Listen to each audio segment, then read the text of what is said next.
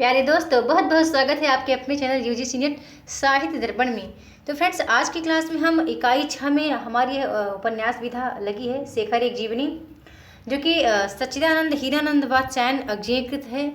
तो चलिए आज हम देख लेते हैं इसका अध्ययन।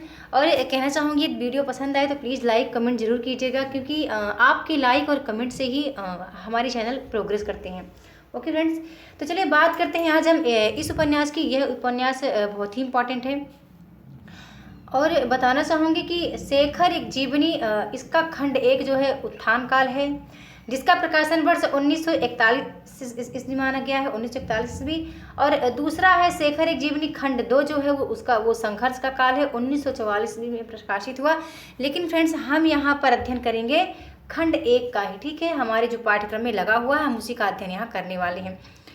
और इनके लेखक कौन है? तो लेखक अज्ञेय जी हैं, सच्चिदानंद हीरानंद वात्स्यायन का पूरा नाम है। इनका जन्म समय 7 मार्च 1911 से 1987 ईस्वी तक दिया गया है।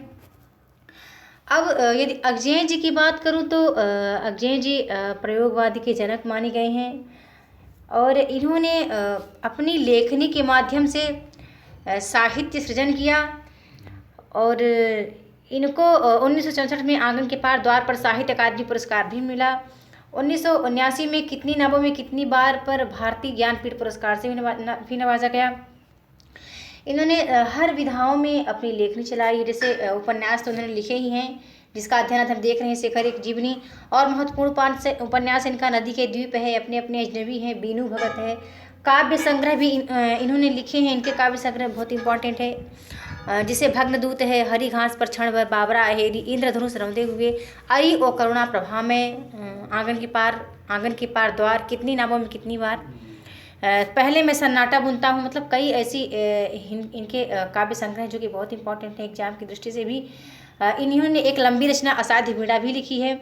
इन्होंने निबंध पर भी लेखनी चलाई है। इनके निबंध हैं त्रिशंकु है, अद्यतन है जो कि इम्पॉर्टेंट हैं।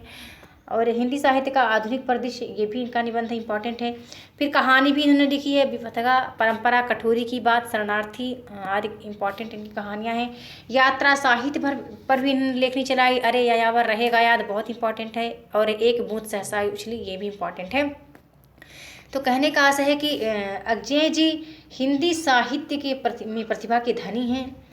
अब हम चले देख लेते हैं इनका आज जो उपन्यास हमने यहाँ लिया है, तो उसके फ्रेंड्स हम देख लेते हैं पात्र कौन कौन से हैं। इसमें पात्र है शशि है, जो कि इसकी नायिका है।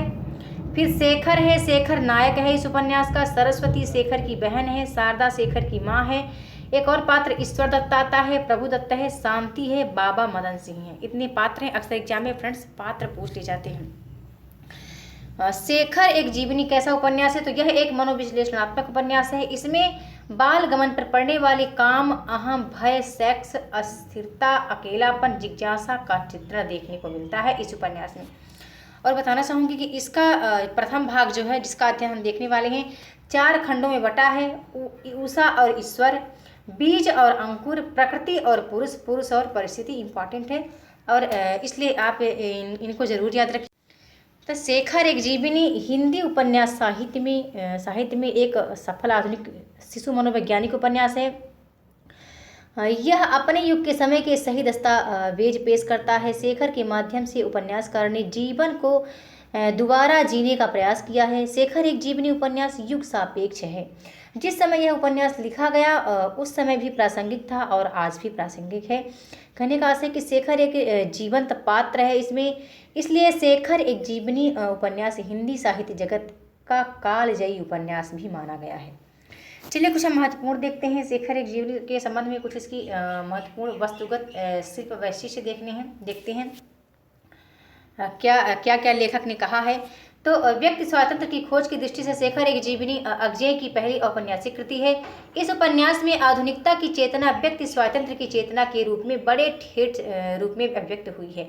इस उपन्यास में आधुनिक संवेदना को नए शिल्प विधान, नई संरचना दृष्टि और चेतना प्रवाह पद्धति की संगति में संश्लिष्ट रूप में उठाया गया है। प्रेमचंद्र ने जहां गोदान में सामाजिक यथार्थ के चित्रण के बल पर एक निर्गम रचना दृष्टि अर्जित की जिससे औपन्यासिक संरचना में विशेष तौर पर अंत के विधान में कीमतों बदल बदल के संकेत मिले, वहाँ अगजे ने सामाजिक यथार्थ की अपेक्षा वैयक्तिकता तथा चारित्रिक यथार्थ के गहन विश्लेषण के निमित्त शेखर में तटस्थ कलात्मक दृष्टि का परिचय दिया और इस प्रक्रिया में हिंदी उपन्यास को संरचना के विभिन्न नए स्तरों पर उठा दिया गया। शेखर एक जीवनी में स्वतंत्रता का संबंध बंधनों से मुक्ति मात्र से नहीं है। वहाँ बताना चाहूँगी कि यहाँ बहुत महत्वपूर्ण तथ्यों को फ्रेंड्स लिया गया है एग्जाम की दृष्टि से, जो कि इम्पॉर्टेंट हैं, तो प्लीज़ आप वीडियो के अंत तक बने रहिए। वहाँ स्वतंत्रता एक मूल्य है जो व्यक्तित्व को अर्थ देती है। शेखर यह मानता है कि स्वतंत्रता इस बात का अवसर देती है कि व्यक्ति वह हो सके जो होना चाहता है। इसलिए स्वतंत्रता गुलामी के संदर्भ में नहीं बल्कि अपनी अस्मिता के सम्यक विकास के परिवेश के रूप में चित्रित की गई है। वह सोचता है उसके संसार के अलावा एक और संसार है जिसमें पक्षी रहते हैं, जिसमें स्वतंत्रता है, जिसमें विश्वास है, जिसमें स्नेह है, जिसमें सोचने और खलने की अबाध स्वतंत्रता है, जिसका एकमात्र नियम है वही हो जाओ जो कि तुम हो। शेखर की खोज उसकी आधुनिक दृष्टिकोण के कारण एक मुकम्मल स्वातंत्र्य की खोज है। उसके स्वातंत्र्य की खोज उसी के शब्दों में टूटती हुई नैतिक रूढ़ियों के बीच नीति के मूल स्रोत की खोज है। शेखर रूढ़ नैतिकता का घोर विरोधी है। सच एवं शेखर का संबंध भी इसी रूढ़बद्धता के विरुद्ध स्वातंत्र्य की खोज है। शेखर की स्वातंत्र्य चेतना ही उसे शिक्षा की बनाई राह का विरोध करने को प्रेरित करती है। उसके अनुसार यह शिक्षा व्यवस्था मूल नहीं प्रतिलिपि तैयार करती है और शेखर प्रतिलिपि होने का विरोधी है। वह मौलिकता का अन्वेषी है। वस्तुतः शेखर समाज के प्रदत्त नियमों के भीतर अपने व्यक्तित्व का गला घोटने को तैयार नहीं है। वह यह भी स्वीकार नहीं करता कि व्यक्ति अपने बंधनों का स्वयं निर्माता है। वह कहते हैं कि मानव अपने बंधन आप बनाता है। यह इंपॉर्टेंट फ्रेंड्स। लेकिन जो बंधन उसकी उत्पत्ति के समय से ही पैरों में पड़े हुए हैं, जिन्हें काटने भर में अनेक जीवन नष्ट हो जाते हैं, उनका उत्तरदायी कौन है? यहाँ शेखर ऐसा अपने मन में सोचता है। कुछ चलिए हम प्रासंगिक घटनाएं देख लेते हैं। कुछ उल्लेखनीय घटनाएं हैं। शेखर का व्यक्तित्व फ्रायडी मनोविज्ञान के आलोक में 3 मूल प्रवृत्तियों अहम काम और भय के आधार पर गढ़ा गया है। शेखर एक जीवनी की कई घटनाओं का चित्रण शेखर एक जीवनी की मानसिकताओं के वर्णन में उसका अहम उद्घाटित हुआ है। इसी अहम भाव के कारण मैं उसके पूरे व्यक्तित्व चेतना के केंद्र में है। इसके अहम भाव के कारण उसके पूरे व्यक्तित्व चेतना के केंद्र में है। मैं कुछ हूँ उसका स्थायी भाव है। लेटर बॉक्स पर चढ़ने, डाकिये के पैर पर कूदने आदि घटनाओं में उसका अहम भाव देखा जा सकता है। चलिए देखते हैं। बहुत कमाल की ये उपन्यास है फ्रेंड्स। पढ़ने में जो आनंद की अनुभूति प्राप्त होती है। तो चलिए देखते हैं। दूसरी मनोवैज्ञानिक चेतना जिसने शेखर के व्यक्तित्व को निर्मित किया है, काम की भावना है। शैशव काल से ही शेखर में यह काम भावना चेतना दिखाई देती है। शिशु शेखर में काम की कोई शारीरिक अनुभूति नहीं है, पर मानसिक अनुभूति है।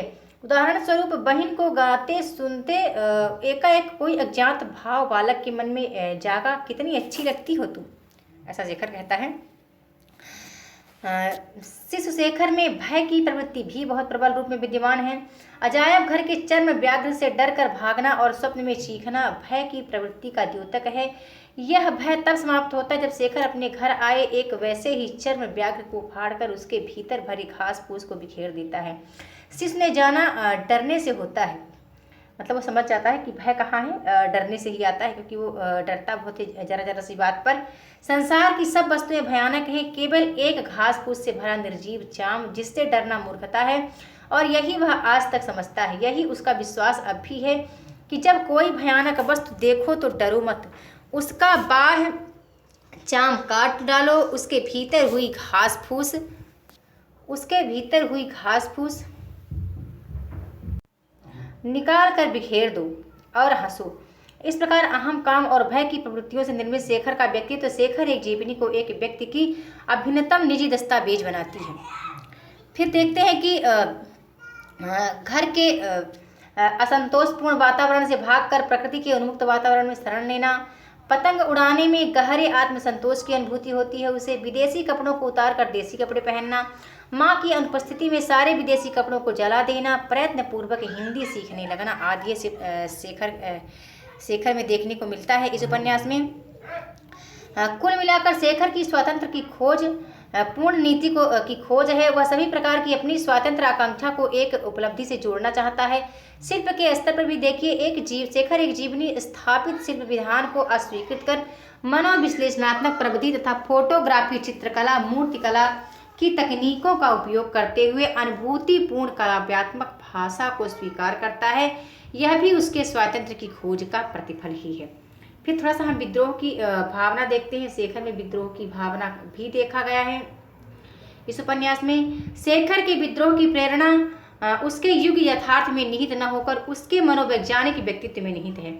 उसके विद्रोह चेतना का मूल कारण उसका अहम भाव है। शेखर विद्रोह को धार्मिक, सामाजिक और आर्थिक रूपों में विभाजित करने के पक्ष में नहीं है। वह कहता है, मैं कहता हूँ ओ विद्रोही हूँ, आओ पहले इसी दम्भ को काटो, जानो समझो, घोषित करो कि हम इस या उस दुर्व्यवस्था के नहीं, हम इस ऐसेपन के ही एतादृशत्व मात्र के विरोधी हैं। अखंड का विश्वास भी देखते हैं। शेखर सच पर बहुत विश्वास भी करता है। उसका एक चित्र हम देखते हैं यहाँ पर। शेखर एक जीवनी में शेखर और सच का संबंध अखंड विश्वास में बंधा हुआ ऐसा स्त्री पुरुष संबंध है जो पूर्व प्रदत्त सामाजिक ढांचे एवं परंपरागत नैतिक विधान को अतिक्रमित करता है। यह संबंध ऐसा स्त्री पुरुष संबंध जो पूर्व प्रदत्त सामाजिक ढांचे एवं परंपरागत नैतिक विधान को आक्रमित करता है। यह संबंध न तो भाई बहन का है और न ही प्रेमी प्रेमिका का, बल्कि इन दोनों से भिन्न एक ऐसा संबंध है जिसे कोई नाम नहीं दिया जा सकता। स्वयं शेखर भी इस संबंध को व्याख्यायित करने में खुद को असमर्थ पाता है। सामाजिक ढांचे के अंतर्गत देखें तो शेखर एवं सच के बीच दूर के भाई बहन का संबंध है। सच शेखर की मौसेरी बहन है, किंतु दोनों की पारस्परिक अनुभूति और व्यवहार इस संबंध को अतिक्रमित करता है। जेल में रहते हुए शेखर के ध्यान में बार बार सच आती है। शेखर को यह जानने की उत्सुकता होती है कि ऐसा क्यों होता है। वह उसकी बहन लगती है, लेकिन सगी बहन सरस्वती की तरह क्यों नहीं लगती। सच के प्रति उसके आकर्षण का कारण क्या है। शेखर इन प्रश्नों का कोई उत्तर शेखर को नहीं मिलता। उपन्यास में कई ऐसे प्रसंग एवं स्थल हैं जहां शेखर और सच का व्यवहार भाई बहन की सीमा का अतिक्रमण करता है। इस संबंध में दोनों का निम्नांकित संवाद उल्लेखनीय है। देखते हैं दोनों का हम यहाँ पर संवाद। शेखर कहता है, तुम क्या शशि? स्थिर स्वर से सच कहती है, क्यों शेखर? शेखर कहता है, मैं तुम्हें बहन कहता आया हूँ, लेकिन बहन जितनी पास होती है उतनी तुम नहीं हो। सच पूछती है, क्या अभिप्राय है तुम्हारा शेखर? शेखर का उत्तर है, अभिप्राय मैं नहीं जानता, मैं तुम्हें जानता हूँ और जानता हूँ कि जितने स्वप्न मैंने देखे हैं सब तुम में आकर घुल जाते हैं। इसके बाद शेखर सच की उंगलियों को अपनी आंख पर दबा लेता है और अनुभव करता है कि सप्तपर्ण की शीतल छांव में आत्मविस्मृति सा खो गया है। शेखर और सच का संबंध प्रेमी प्रेमिका का भी नहीं है। सच अपने प्रति शेखर के व्यवहार को सजगता के साथ स्वीकृत करती है। वह अपना संयम नहीं खोती और शेखर के काम भावावेग को उदांतीकृत करती रहती है। वह स्वयं शेखर के साथ अपने संबंध को कोई नाम नहीं देना चाहती। वह वासना को अपने पास नहीं आने देती और शेखर की प्रेमिका नहीं बनती है। एक बार शेखर सच का माथा चूम लेता है और फिर आंसुओं के स्पर्श से उसके होंठ। सच कहती है, नहीं शेखर, ये झूठे हैं। मेरे शरीर का एक अंग है जो झूठा है और वह भी एक ऐसे व्यक्ति के स्पर्श से जिसकी छाया से भी मैं तुम्हें दूर रखना चाहती हूँ। शेखर में जब वह विचलन देखती है तो कहती है, मैं तुम्हें देखती हूँ कि मैं तुम्हें नीचे गिरा रही हूँ, इससे कहीं आसान है लौट जाना। वह शेखर से कहती है, कोई भी स्त्री प्यार करना नहीं जानती। तुम मुझे माँ बहन भाई कुछ ना समझो। मैं लौट कर इसलिए जी सकूंगी कि तुम्हें माँ की तरह पाल सकूंगी। वस्तुतः शेखर और सच के संबंध को नाम के दायरे में नहीं रखा जा सकता। इस संबंध के मूल में स्वतंत्र चेतना है। इसी कारण सच अपने ससुराल में प्रताड़ित होकर शेखर के साथ रहने का निश्चय करती है, जो बचपन से ही स्वतंत्रता का अन्वेषी रहा है। उन दोनों की संबंध चेतना संबंधों की नई नैतिकता की खोज करती है। तो फ्रेंड्स आज हमने इस उपन्यास से कुछ महत्वपूर्ण तथ्यों को देखा। उम्मीद करती हूँ यहाँ से आपको एग्जाम में जो जैसे भी प्रश्न बन सकते हैं तो आपको बहुत आपके लिए हेल्प हो सकेगी। तो मिलती हूँ अपने नेक्स्ट वीडियो में न्यू टॉपिक के साथ। तो आपको आज की वीडियो कैसी लगी कमेंट करके ज़रूर बताना। वीडियो देखने के लिए बहुत बहुत धन्यवाद।